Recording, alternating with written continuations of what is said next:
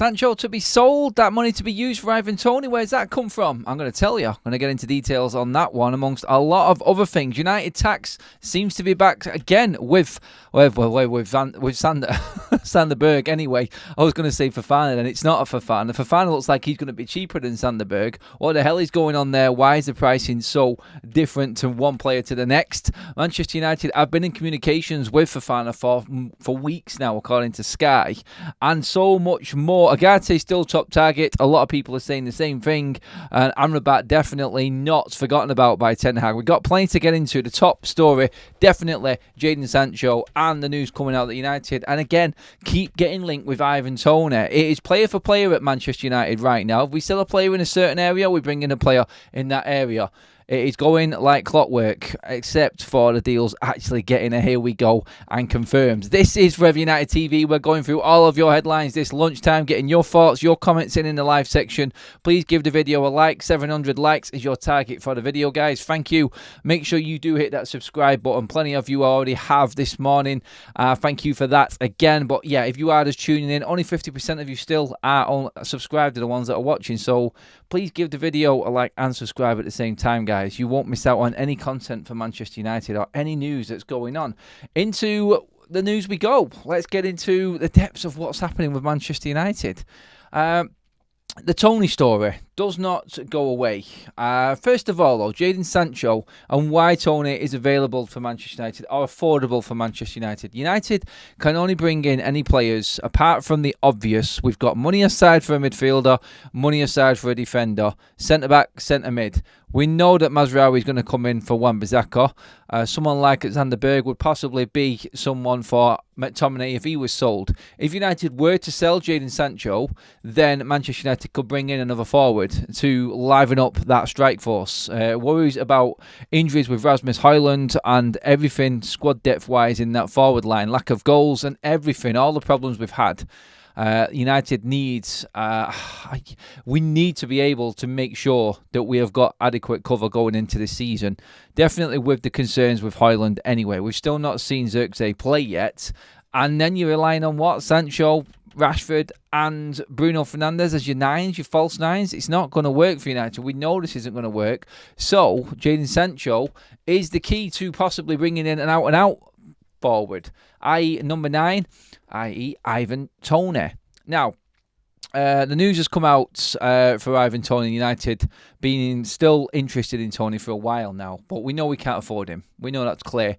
United have just kept eyes on it, kept tabs on it, and like Romano said, and this is where the Sancho news has come from. A couple of hours ago, Romano was saying that Manchester United are still open to all options with Jadon Sancho. He could play as a false 9, he could be cover, he could have turned his United career around. He's showing willingness in training, he's showing willingness in the games. He's not been too bad in pre-season. He's integrated well back into the squad and no problems at all within Carrington at Old Trafford for Ten Hag with Jadon Sancho right now. But like we said before, the pressure is on Ten Hag. He needs players that are going to perform week in, week out. That's something that Jadon Sancho has never done. Romano's saying the decision on Jadon Sancho's future will always end up at the feet of Ten Hag. It's up to him.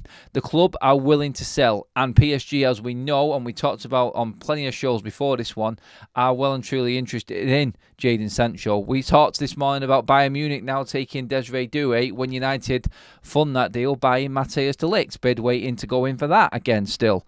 So Doué was on PSG's books. They've bought another centre-back today as well. And they're looking for that other forward option to come in. So PSG have strengthened in defence, they've strengthened in midfield, and now they're looking to strengthen the forward line. Doué was a top target. He's going to Bayern, according to Plettenberg, and where the reports from Germany are at right now. So, PSG, obviously, Jadon Sancho, personal terms, not a problem. It would be the one club that you'd expect Jadon Sancho to go to for what he wants in terms of wages and things like that. They can afford Jadon Sancho's wages. But Romano's saying that it does fall onto Ten Hag, and whether Ten Hag wants to get rid of Jadon Sancho. That's the problem we've got right now. I'm not saying that's a problem. If Ten Hag thinks he can use Jadon Sancho, we have to back Ten Hag on that situation. I'm seeing people actually putting out stupid comments saying that United are sending Ten Hag in to this season with a worse squad than last season. Like, we didn't expect Højlund to get injured. We didn't expect Euro to get injured. Manchester United have improved. And if we make a couple more signings, we are in a stronger position. Well, let's not forget, Erik Ten Hag has got this decision on Jadon Sancho. We know that Sancho is open to a move away to PSG. Even Romano has said that himself. So it's on Ten Hag in getting rid of Jadon Sancho. The club are all too willing. They're not going to make it difficult for PSG. They're not going to be priced out of making a move for Jadon Sancho. Then reports have come from Sky. So is it not all set up for Manchester United to actually sell Jadon Sancho and then possibly fund someone like Toney coming in who is going to guarantee you goals in the Premier League? Something Jadon Sancho will not, Bruno won't, and Marcus Rashford won't in that number 9 position. Some would even say you're not guaranteeing it with Xerxes and Højlund either. But Toney is. Is Toney too much of a problem? Too many cooks in the kitchen in that area? Are we going to be able to balance it out? That's for Ten Hag to decide. Can he utilise Sancho more than he would another striker? I personally, like I said, I think we're covered in the wide areas. I think we've got ample amounts of players and options there. There's no news on Pellistri moving on yet at all. It looks like he will be starting the season with United or in the matchday squad. So no updates on him yet. Anthony, we talked about the Saudi Pro League offer yesterday. That would be fantastic if that could happen or could turn that around. Let's see on that one. I doubt it though. You've got to look at everything with United players leaving, other than the obvious players, as I'll take it with a pinch of salt, I would say. Like Anthony going, like every Manchester United fan's dream, but it would be hard to get done this summer. So let's just say that Anthony's going to be there, and he's going to be part of the matchday squads. Yes, he's in the way because he would expect to play. Someone on his wages, someone on Anthony's money, and what's actually happening with. In terms of what like we spoke about this morning with Manchester United, like the transfer fees that we've paid for certain players, there's a pressure on a manager to make that player work, and that's always going to be there for Anthony and Ten Hag. It's always going to be in the background, and everyone is always going to be expecting Anthony to feature and come good eventually. Well, Ten Hag's praying that he comes good. He isn't going to get the chance. He isn't going to get the chance to come good because he's got too many players, like I said, in front of him. So, like, if you've got a chance to get rid of one of them players and then bring in a player with that money that's going to suit the setup better, i.e. you're going to be able to put in another number 9 or another out-and-out goal scorer into that team, then Ten Hag has got a big decision to make with Jadon Sancho. And I personally feel like he needs to be aware of what he's got, the pressure that he's under. And Jadon Sancho could easily not perform again this season, just like Rashford could not perform this season. Are you willing to take a risk on players turning good again, or go out and buy a player that has pretty much just improved season on season at Brentford in Ivan Toney, or maybe even another striker? It might not even be Toney. They could just go out and get someone else. It's just that there are a lot of talks going around at the moment regarding Ivan Toney. I'm just going to get into them quickly on this one, just to update you guys on where they've come from, where they're at. So they've come from Sam Pillinger. Sam Pillinger of The Athletic and 442. He's an independent journalist who does a lot of writing for other people. Manchester United remain interested in Ivan Toney. Brentford could be tempted to do business at around 40 million. The same price as what Manchester United are hoping to sell Jadon Sancho for. Or if Ten Hag said he wants to sell him, that would be the price to get rid of him. So, player for player, like we've said, there's been many people. Swedish Rumble went on this morning. Manchester United, apart from the obvious players now, anyone else, there has to be someone coming in and someone leaving at the same time. So someone has to be leaving for a player to come in. You need to fund it with what you've got. And Sancho is the obvious. He is the obvious one. Like we said before, like Xander Berg would be a McTominay replacement. We would still go out and buy another midfielder on top of that. So, yeah, when you look at it and where United are at with the players in the squad, we talked about all the issues about getting rid of the players before, but United are actively keeping tabs and keeping in communication with all possible targets. If the unthinkable happens and Manchester United actually do get rid of some players this summer, then we are ready to go with all of these targets. Sancho, I don't think falls into the category of the other types of players, your Lindelof, Wan-Bissaka, Maguire, McTominay. I think he's a different issue altogether. Different type of contract on mega bucks. issues that we know about from previous season. I think PSG suits him down to the ground, and United should definitely push down that avenue, I feel, to get him out of the door. But like Romano said, it is on Ten Hag. Does Ten Hag want to get rid of Jadon Sancho? Is there anyone else better out there that could be utilised more by Ten Hag? 100% yes, there is. There is. 100 likes in the bag, over 600 in the room, guys. Keep liking the video. Make sure you've hit that subscribe button. I'm heading into the chat, guys. Let's see what you're all saying regarding Jadon Sancho. Let's just see. We have got a poll up as well, guys. If Sancho is sold, where should United invest the money? Attack, midfield, or defence? Do you feel like if we lose Jadon Sancho, we are okay in attack? A lot of people are saying that. 65% of you have said we should invest it into the midfield. That's interesting again. I didn't expect that. Defence, I think we've got that covered with what we're selling already, so I would understand that. But people are actually happy with United's attack within this poll. Keep voting on the poll, guys, please. Let's get them votes right the way up to 1,000. And into the chat we go. If United free up 40 million by moving on Sancho, won't the deals they are waiting on just become even more difficult? No, they won't, because United won't budge on the price. And I think there is a pecking order in terms of when these deals get done. So, we're not talking about selling Jadon Sancho today. Obviously, we know we're close with De Ligt. And I think United, with a structure, are playing it safe. Where it's a good point you got, Roz, with the comment. Thank you.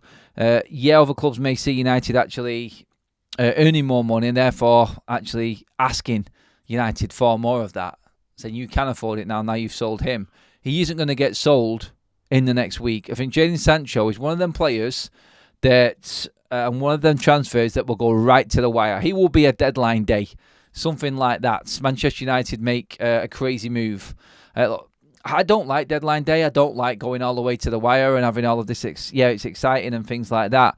I prefer it to be organised and just concentrating on what's happening. Let's not forget, we play Liverpool at Old Trafford on the 1st of September, so all eyes are going to be on that game.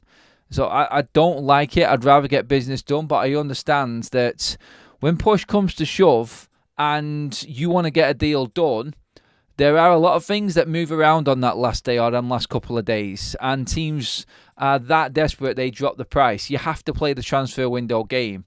And in the situation that we're in with what we discussed this morning about not being able to move certain players on and struggling with money, you may have to just wait it out a bit longer. I don't see Jadon Sancho going from Manchester United in the next 2 weeks. I think it will be a last week of the window sort of deal.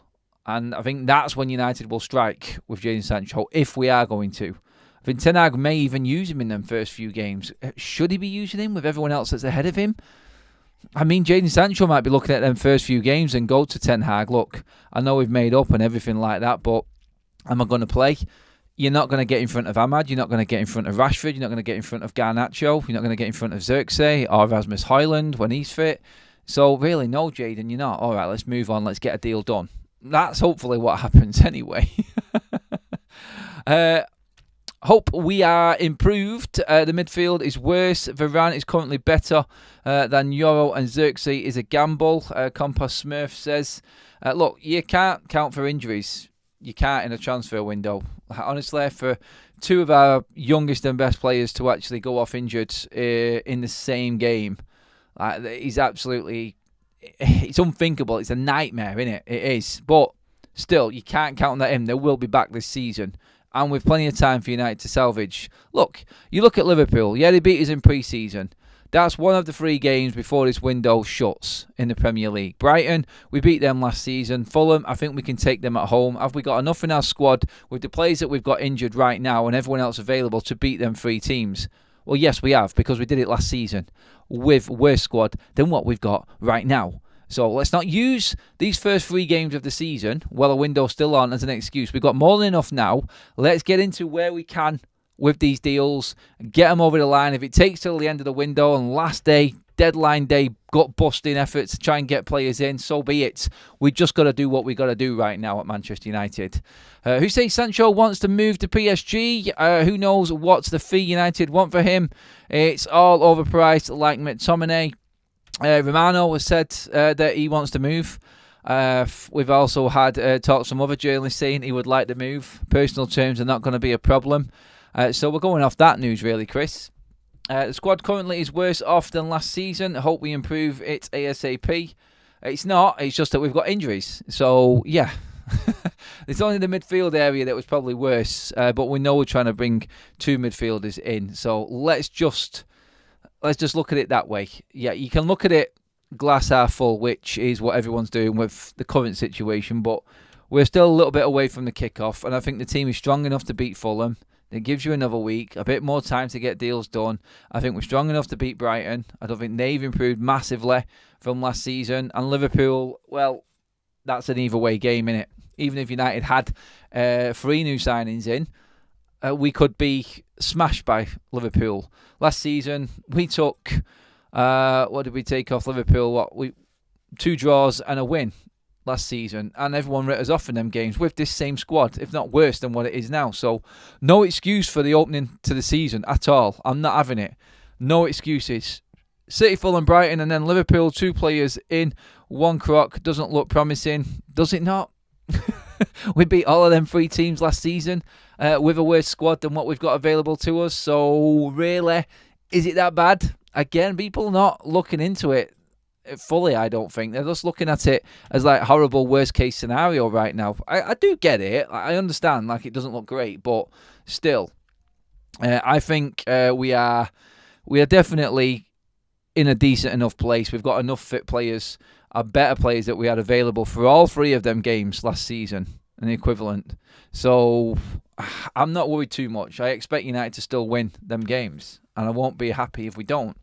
Toney with Xerxes as false 9 sounds good, says United is life. Put a 3rd bid in for the Everton defender, says James Simpson. PSG and Madrid's medical team said Euro has got a week left leg. That's false news, mates. Again, that keeps coming out and it has been shut down as false news. It wasn't a case. Otherwise, Madrid wouldn't have been bringing him in next season. Ten Hag is planning his dismissal soonest. Let's see. Chris says Everton won't take less than 60 for Branthwaite. We're not going to get Branthwaite this window. That's a no-goer. Don't expect United to be back in for Branthwaite. We need a left back, and we aren't even being seriously linked with any. Mazraoui plays left and right, mate. He plays left for Morocco. He's as comfortable on his left as he is his right. We've got him and Dalot who can play both sides. Shaw is back. Amas is in, and Malassi will be back in October. I don't think left back is too much of a concern, and that's the noise coming out of Manchester United as well right now. So, yes, we have got plenty of cover for right and left back as far as I'm concerned at the moment. A position that we should not be worrying about. Centre back, yes. Mazraoui in, De Ligt in, yes. We're looking good in that department when they get done. Hopefully they do get bleeding done though. I know it's not over the line yet, and we can't talk like it's already in place. I get it, but still, you know what we're trying to do. I just want them to speed it up a little bit, maybe, so I can tell everyone who's saying that these deals are not done yet. Why are you even talking like they're done? We are worse off than we were last season. Just so I can just tell people now we're better off, and there's no excuse. I just want that moment to come now. Well, cheers for all the comments. Keep them coming in, guys. Keep liking the video. Creeping up to 200. Around about 800 in the room with us right now. Thank you, everybody, for tuning in. Let's move forward with more news in terms of what Manchester United are being priced certain players. And that is... right, let me just check. Kaz's just sent me a couple of messages. I have just read out the Toney one, which was on Ivan Toney from Sam Pilger. 40 million is what Manchester United will pay, possibly. Let me just check. There is some other news coming out on Old Trafford from Samuel Luckhurst and Chris Wheeler. I'll just read through these quickly. Manchester United are planning to keep Old Trafford as a reduced capacity stadium and with plans for new build stadium. United want to preserve the history of the existing Old Trafford site rather than demolishing it. Manchester United plan to keep Old Trafford, considering the scaled down version next to the 2 billion arena, which would hold 30,000 fans and host women's and academy games while retaining Munich tributes and club statues. There you go. I think that's exactly what we wanted to happen, and I think everybody would be happy with. We can't demolish Old Trafford. We keep it, and at least we have got a quality stadium better than some Premier League stadiums to actually host our academy and our women's teams. That would be fitting of a major football club. That would be fitting of a top football team, I think. And that's the way United should be going. Moving on to the United tax situation. Xander Berg. And the stories coming out regarding Xander Berg. I'm going to read through everything on it so you guys are completely up to date.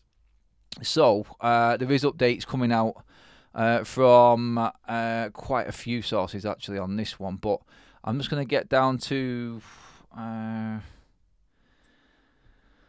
let's just read through this. There's loads of news coming out constantly at the moment. Right, okay, let's get on to the Xander Berg one. Jesus, man, there's that much news with United. Like, loads of people talking about that stadium situation right now. But United could, I don't like this. United could tie Berg down to a contract worth £100,000 a week. It's not worth £100,000 a week. Berg is understood to be excited about the possibility of playing at the theatre of his dreams on a bumper contract. Of course he would. £100,000 a week? Yes, no. He's worth a lot less than that. He should be on the same wage that Scott McTominay's on right now if he is going to come. I'm not saying or slagging off the quality of the player or anything like that, but no, not £100,000. That's just too much, and I think that's made up a little bit.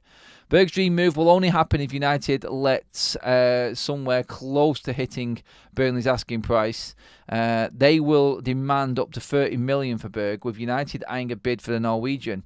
They made contact with Berg's representatives. United would be prepared to fork out $20 million for him, and that's come from the Sun. That just goes off what the Athletic said yesterday, that United would be willing to pay $20 million for him. So, $20 million, yeah, fair.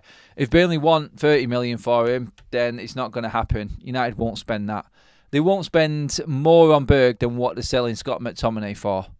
So if Burnley want to sell him, and it's been said quite a few times that he is a player that they're looking to sell to fund rebuilding and coming back into the Premier League, then they're not going to get $30 million for him. No one is going to bid that. And just because United's name has been mentioned in the conversation, the price goes skyrocketing again. It's an absolute joke. It is a farce that we get this all the time. And like I said this morning, Manchester United right now and clubs around, it doesn't matter if they're in the Championship, if they're in the Premier League, anyone who's in England that United are bidding for, or anyone around Europe, I think, like, they see United as a threat. So if there's a chance to kick United well down and make things as awkward as possible, then they're going to do it, because they know as soon as Manchester United make it back up to the top, everyone else is going to have a problem. And everyone, I feel, knows that Ineos are making the right moves right now. And they are moving Manchester United forward. But they're going to try and hold us up as much as they possibly can. It's like Fofana, the story we talked about the other day. United were interested in Fofana a few weeks ago because they knew that AC Milan were in for around about 17 million euros for him. So obviously you're going to, like, your ears are going to prick up, like a decent midfielder at a really cheap price. Let's not forget Fofana, we have been talking to for weeks now, according to Sky, has got 1 year left on his contract. And all of a sudden, the price went up to like 30 odd million. It's like, what the hell's going on there? Because United are in. This is the tone that was set by the previous regime. That when United are in, hey, quids in, everybody, rubbing your hands together, let's get a deal done here, let's rinse this lot for as much as we possibly can. And that's how United are seen right now. Until we're a few windows in, and Ineos have got to grips with the transfer market, with United, the structure of the wages and the players and the values and everything like that, until that starts to settle in and everybody knows where United are and what we're about, we're going to get stupid prices like this. Like when we go in for players and the prices go stupidly high like this, it's ridiculous. It's annoying, I know, and we just have to suck it up and take it. It's a pain in the ass. It's not right, but this is what teams do. Everyone's survival of the fittest in the transfer market. Xander Berg is not worth 30 million. 20 million, I think you're talking there. I think that's not a bad deal. But not 30 million. And definitely not what the Sun said. The Sun, again, good God, 100 grand a week. United are not going to offer Xander Berg 100 grand a week. There's not a chance. Most people will start talking to keeping Scott McTominay over Xander Berg if you're talking them numbers. It doesn't make financial sense, and Ineos are not the outfit to really start forking out them amounts of money. They want to bid 38 million for Agate. So Xander Berg at 30, 4 years older? I don't think so. That's not going to happen. So Burnley, go back, settle down, actually come back with a decent valuation, and United may do business. That's if Manchester United don't get anything back from PSG for Manuel Ugarte, because it has been said that United still have Ugarte as their top target, and everything that we're talking about gets pushed aside because United will go all in on Ugarte if PSG come back with a reasonable offer. I don't think they will, personally, and I do think that Manchester United will end up getting other targets in. So looking at the state of play right now, I'm leaning towards Ugarte not coming to United. United possibly bringing in another 2 midfielders. So, yeah, Fofana, don't count it out. Like what we said, Romano said, look, AC Milan are favourites. And Fofana has told Monaco he wants to go to AC Milan. But that's not a definite. That's 100% not a definite. United have been speaking, and they've sold the project to Fofana. So, looking into that, we definitely have got a chance with him, but I think we'd need to make a significant move to get things moving. But if we did go for Fofana, I think that would be just in the pure understanding that we're not going to get any difference out of PSG, and Ugarte's off. It is. I don't think United would be going for Ugarte if they went for Fofana. It wouldn't make sense. So, yeah, whether or not that means that we then go for a more attacking type of midfielder. Maybe Xander Berg is more of an 8/6 type of player, into, so he would fit the model better. As someone, like I said, he's a unit as well, so he's good in both boxes and helps United out that way. Strong. And you're replacing Scott McTominay with Xander Berg, I would feel. And I think that's United's thinking behind it. Like the idiots that have been talking about him being championship level and United's looking at relegation players. No, Manchester United are not looking at that. They're looking at what this player does individually and how he fits into Manchester United's side. Like, if you're in a relegation team, is it one player that's got that team relegated? It's a stupid tag to put on a player. It's ridiculous. And it's just someone not knowing football, basically, saying things like that. Talking complete and utter nonsense. Manchester United are looking at these players, Fofana's, Xander Berg's, and it's like the details are going into. If people actually read reports, read articles, and actually did a bit of research, you'd understand what United were looking for, like Laurie Whitwell did of The Athletic. He did a great piece on why United will be looking into a Xander Berg. He fits what United wants. Some of the stats and metrics that come from his game would be what Manchester United are looking for. Passing out of pressure situations, completion rate of passes from certain parts of the pitch. If you want to build a style of play, you need the right profile of player to do it. And they have done their homework. It's like another story right now. It's like more than a dozen alternatives, midfielders that is in brackets, have been offered to Manchester United this week. And that's from Graham Bailey. 12. More than 12 midfielders have been offered to United. If you're going to offer them to us, then don't come up with a stupid price.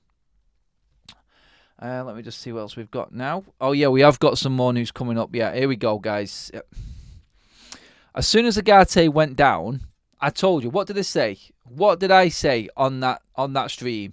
As soon as Ugarte goes down, wait for the Frenkie de Jong news to start coming out. And here we go. Manchester United have inquired about Frenkie de Jong's availability. This from Michael Plant. Michael Plant, who is a journalist who works with Mankworld. I've seen him at all Manchester United press conferences. He is well connected. Not so much connected, but knows a lot of people at Manchester United. Personally, I have spoken to him as well in press conferences. It also goes on to say United are open to completing a deal for de Jong if a fee of around 30 to 40 million mark can be agreed. But what about his wages? That's what we want to know. Frenkie de Jong in over Ugarte? You're looking at that and going, whoa, that's definitely a better player. I mean, you look at de Jong as a player right now. I mean, if we just look at the profile of player, does he fit what Manchester United are looking for? Right now, look, his contract ends in 2 seasons. His market value is about 70 million euros. Obviously, didn't play in the Euros because of injury. He's an out-and-out central midfielder. Doesn't play anywhere else. 8/6, predominantly 8, but can sit in that hole and does give United cover. 27 years old. So, yeah, being 27, I think that's just about doable. One big contract, and he's only just turned 27 as well. So, how much is he worth? He brings an awful lot of quality to the team. He brings an awful lot of quality. Like, serious numbers, serious composure on the ball, and he fits what Ten Hag wants. Like, he is a Ten Hag player. It would be absolutely mental if this transfer window, every single player that came into Manchester United was Dutch, Eredivisie, or played with Ten Hag linked. Someone came up and put a comment on this morning show. I asked everyone to put comments in, and someone said, what are Ineos doing? What are they improving off the back of what I was saying?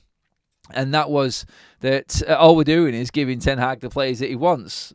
Just giving Ten Hag players that are linked with the Eredivisie, linked with Holland, or played with him before. Looking into it, what have you got? You've got Yoro's the only one who's not. Xerxes, Dutch. Mazraoui played with him, half Dutch. De Ligt played with him, Dutch. If you went and got Frenkie de Jong as well, everyone's going to be like, oh my God, you might as well just paint the club orange. It's crazy, isn't it? But like we said, you can't ignore it. You can't ignore that these players are decent. Yes, they are from the same nationality, most of them. And we will be half orange by the time we start the season. But yeah, I did say after that Agate news broke the other night, Monday night I think it was, that don't be surprised if we hear Frenkie de Jong coming out and stories of Manchester United being interested. If United got Frenkie de Jong for 30 million, are you taking that? Are you taking that? Yes, the wages is a different conversation, but as a fee, you get Frenkie de Jong for 30 million, are you going for it? Just answer that question now. Forget the wages. If United feel like they can afford Frenkie de Jong in a package and a salary contract that's worth it to them, that fits in with everything, and let's not forget, this guy is actually quality, first of all, would you take it? And some players are worth more in wages than others. And let's not forget where Frenkie de Jong has been, what he's actually won, and do we take this seriously? Like, for 30 million, I cannot really say no to that. At 27, you're going to get a player there. You're going to at least get 3 years out of him. I don't think he's worth one of them 5 years with an option for a 6. But then again, we have got a player who's turning 32 in that position in Casemiro right now. But still, this would be an investment from United, knowing that they're not going to be able to sell him on. Frenkie de Jong, like, the quality of player, yes. I'm worried about injuries. I'm always worried about injuries. Constantly worried about injuries. Is he a leader alongside De Ligt and the know-how and the knowledge of Ten Hag's game? Ten Hag would be all over this if he had the chance. He would be. There is a poll up now, guys. We've just done one for you. Would you take Frenkie de Jong for 30, 40 million? Just answer that straight out. Simple yes or no. Early knockings are people going down the yes road. 250 likes in, guys. Thank you. Let's see if we can get that up to 300, everybody. Just under 900 in the room with us right now. Keep voting in the poll. Please give the video a like. Make sure you're hitting that subscribe button as well, more importantly, because there's news breaking all of the time. Erik Ten Hag has not ruled out a move for Sofian Amrabat either. That news is out this lunchtime. And yeah, I mean, they are just waiting it out. They are just waiting this window out.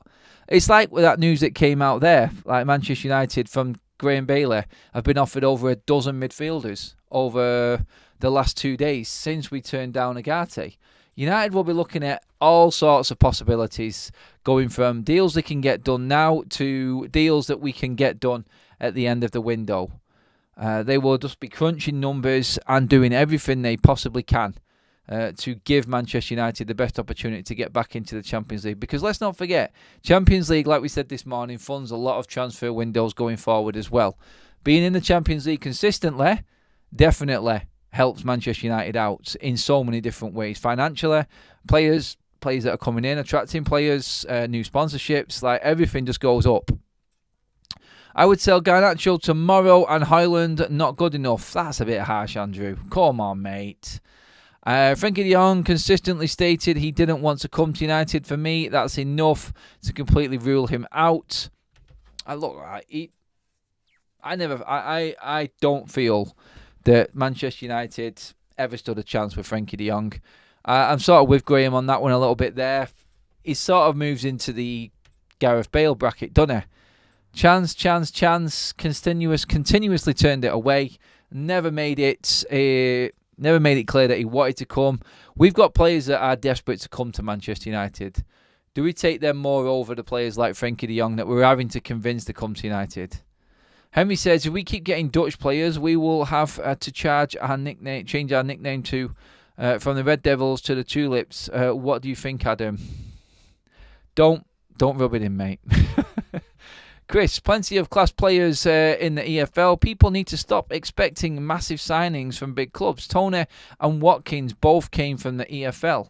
Look, this is exactly what we were saying before regarding Xander Berg. Like, people just dismay them because they're not marquee signings.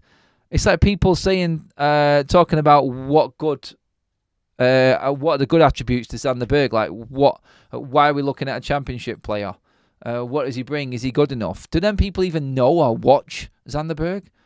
Have they actually watched Manuel Ugarte? Like, I doubt it very much. Did they seen the odd game from the Champions League?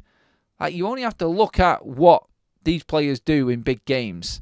And the fact that Ugarte wasn't chosen for any of the bigger games going to the back end of that PSG season tells you a lot about where he was thought of by Enrique. And he wasn't trusted. So why should we be thinking that Ugarte is a better player than what Xander Berg is to fit into Manchester United? I don't think we should. I think we're just looking, because we're United fans, at players that we feel should be coming to Manchester United rather than trying to develop something and a team. Individuals hasn't got us anywhere, has it, over the last few years? We should be looking at every possibility that is out there right now. But good news regarding the development of Old Trafford. I like that. I really do. Chris Wheeler again has just put that out. 30,000 supporters surveyed about a proposed new stadium. The response was split 50-50, says Chris Wheeler. That was a vote. That's interesting. If it goes through, the reduction of Old Trafford would come after the new stadium is built to continue playing at full capacity. Stretford End, Sir Alex Ferguson Stand, East Stand would be reduced to a single tier. So back to what it was in the old days, in the 90s, when it was just one tier all the way around. That's fine. That's fine. I'm happy with that. I think it could be more than... Actually, they'll probably redevelop it and put comfier seats in, because in the old days when it was just one tier all around, it was about 44,000 seater stadium. They'll probably put comfier seats in, bring it down to a modern stadium look, and bring it down to, 30,000 is what's being said. Yeah, so, yeah, looking at that, it's definitely an option for United that I think they should be jumping all over.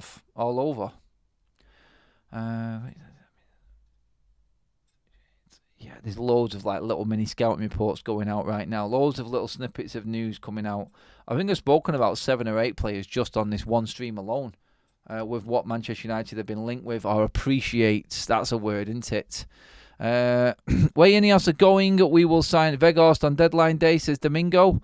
I'm desperate to play for United, doesn't mean I should, says Ben. United Spotlight says United fan base have it in their Howard to have to sign big players. Who has ever heard of half of the players City buy? No one. Forget names. Buy. It's just so many typos, United. Sorry, mate. I get what you mean, though. Yeah, it's like City's players, some of them that came through. No one knew about Alvarez, to be honest. And there's a few other players that big clubs have brought in that have made their mark, well, actually at them clubs. And I think that's what you've got to look at and take into consideration. Manchester United have always done that. They've always created their best players while they've been at United. Bringing in the marquee players, apart from maybe Robin Van Persie, I would say, being the exception, I think, is like a marquee player brought in that has made Manchester United better. Let me just see now. Real Madrid signed Joselu. He played for Stoke and Newcastle. Without him, they don't win the Champions League. Simpson, how many championship players have Real Madrid had in their 15 winning European Cups? Why are you so positive about Xander Berg? Seriously, I'm being fair. It's not so much positive. I'm being fair, Bjorn. That's all it is. If there's something that guy's got in his game that fits the system that United want to play, that's why they'll be looking at him. I've given up on these these big name players, these big signings. It doesn't work for us. How many players? Like I said, guys, me and Kaz done the episode 15 of the podcast. Link is in the description. I'll pop it into the chat for you as well. We're discussing Man United's top 5 signings in terms of value. And none of them are contributing to Manchester United anymore. And that's the top 5 signings in our history. So players that we automatically think will improve United haven't. And you only have to look, mentioning a few names like Pogba's of this world, Sancho. They should have improved United. They didn't. It's about the culture. It's about the team. It's about moving forward as one. And United haven't done that for a long time now. But yeah, I'm sure we'll be back later on with another update on everything going on. With more information, more names. But yeah, until then, guys, that is your roundup. Over 300 likes in, over 900 in the room there with us, guys. Thank you so much for joining us on this lunchtime show. You're completely up to date. Just to recap, Sancho decision to be on Ten Hag if United sell him. If they did sell him, they would be open to bringing in the likes of Ivan Toney. There are more links with Frenkie de Jong and Manchester United. Again, 30 to 40 million could possibly get it done. But it's all if United can sell players on, if they can make the right wage structure and everything like that. Some dozen plus midfielders since the announcement of Agate not coming to United, or United not pursuing him at the price PSG wants, have been offered to Manchester United. Crazy season is well and truly here, guys. Hold on to your hats for these next few weeks. It is going to be double time mental. Guaranteed. But now that is everything done, guys. Thank you so much for joining us. Give the video a like on the way out. See if you can creep it up to that 350 mark. Really appreciate you all being in. I will see you all later on. More content coming your way at 6:30 this evening, guys. Make sure you tuned in, notifications on, and you're ready to go. Have a fantastic rest of your afternoon, guys. I'll see you all later on.